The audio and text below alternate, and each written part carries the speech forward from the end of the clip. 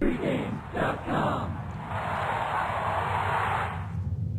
And welcome back, Pregame.tv. Ken Thomson, his partner Dave Cokin, on a Wednesday afternoon, taping some games for this weekend. We've got a couple college games, couple NFL games. Dave, a good week for us video-wise last week, 3-1. Lost one that we should have won, too, the Utah State game that they led by 15 down the stretch. Spread was 14. Lo and behold, Wake Forest kicks a field goal, down 15 with a couple minutes to go. That was a weird one. Of course, obviously, Utah State got shorthanded in the game when Chucky Keaton got hurt again, and he will probably not be in action this week, as we'll talk about later. So that's a tough road for Utah State to overcome. Wake Forest, not a real good team, hung in there, and against the Saturday number, they were going to cover the spread anyway. But I'm watching the game, and I know it's 14 when we had given it out here on the taping. And they're up 15, so look, this looks pretty good. Wake Forest is driving down the field, though, but, maybe they're going to get the garbage touchdown. These things happen. Now it's 4th down, and they're going to go for it. Well, all of a sudden, here comes the field goal kicker. It's like, wait a minute. I know my math is sometimes a little shaky, but if you're down 15 with 2.5 minutes to go, why would you kick a field goal? There's nothing to gain from that whatsoever, except if you want to cover the spread for the boosters back home. And I'm sorry, my apologies to Dave Cokin, but I don't know how else to read that. Yeah. The only one that has math problems like that is LaShawn McCoy. Ooh, yeah, really. All right, some big games coming up, college football, big revenge spot here. Clemson at Florida State. Jameis Winston getting a little off-the-field trouble, but it's not the first time, and he'll pay for it, being suspended the first half. Yep, some inappropriate language this time. I don't know whether he was carrying stolen crab legs when this took place or not. We'll have to do some investigating on that. But Jameis needs to grow up.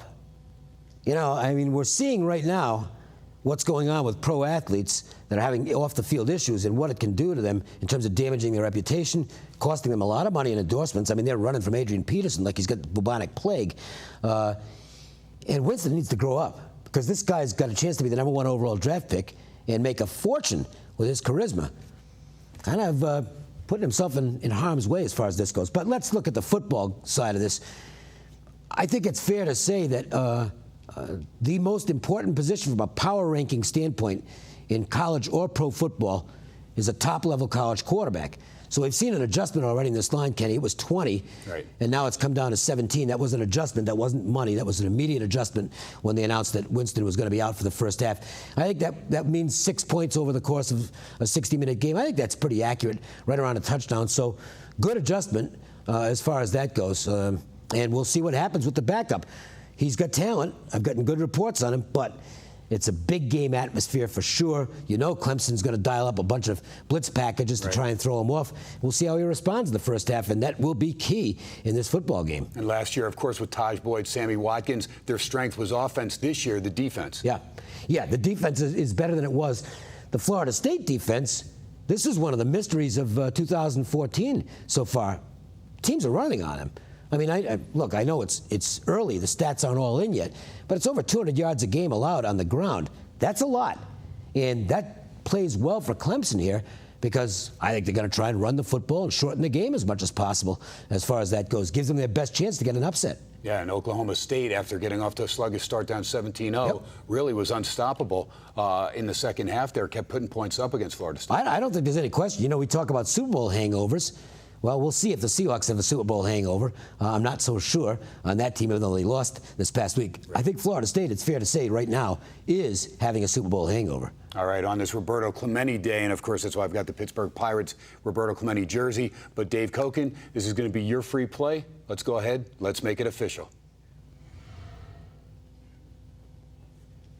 Well, it's a good football game between Clemson and Florida State. It wasn't a good game last year. It didn't live up to the hype. Clemson was supposed to give Florida State a great game, maybe get the upset. They got completely run out of their home stadium. You know that Clemson's got this game circled.